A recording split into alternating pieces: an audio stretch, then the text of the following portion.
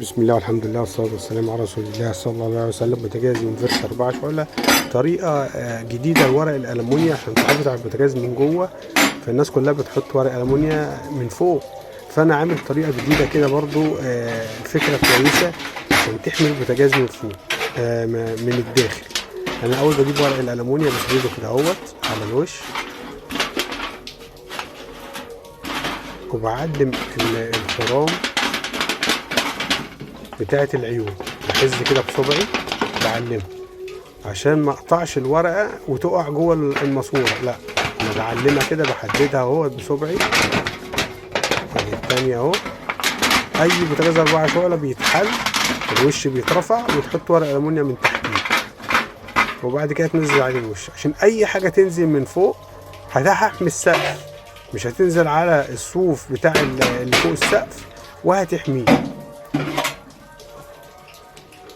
وهي مش خطر ولا حاجه ولا فيها اي حاجه. انا كده علمت اهوت، بجيب كده مفك وانزل كده على العين نفسها، ابقى كده معلمها. وبره بقى ايه، اوسع بقى على قد ما اقدر عشان مفيش حاجه تقع جوه ايه البوتاجاز او جوه الماسوره، عشان لو حاجه وقعت جنب الماسوره البوتاجاز ده شغال على انبوبه يدخن على طول، يدخن اهوت. هنشيل الوش اهو كده، علمت خلاص.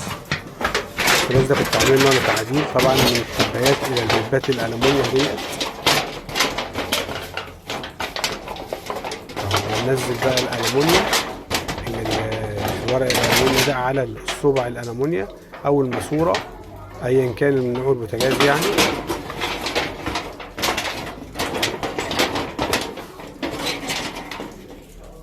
دي اي حاجه بقى تعمل وش، يعني اللي انتوا شفتوه جوه البوتاجاز من جوه ده هيحميه. الوش ده يعني كل فتره مثلا ما يتشال تتغير، وهيفضل احنا محافظين على الاساس اللي تحت. ننزل اهو، نخلي الزور بس اللي باين، والباقي انزله تحت.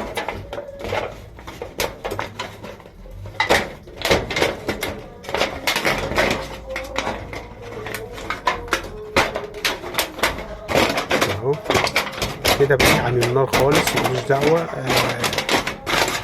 النار بتطلع، الغاز بيطلع في الزبده الالومنيا دي والنار كلها فوق مع الطربوش دي. الغاز ده كانه زي هوا كده بيطلع، بيشتعل من فوق، بيشتعل من فوق.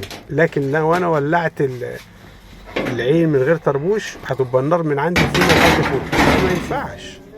لازم العين بتتحط المكنه الالومنيا وبالطربوش عليها ويشتغل البوتاجاز. ادينا انا قفلت اهوت وحميت البوتاجاز من تحت.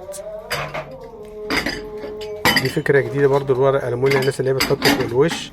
طبعا حاجه بتنزل تحت الالومنيا، على ما تشيلها تكون بقعت في الوش ونزلت تحت على السقف وعلى الصوف الحراري وهتبوظه. لا، الفكره دي كويسه. والسلام عليكم ورحمه الله وبركاته.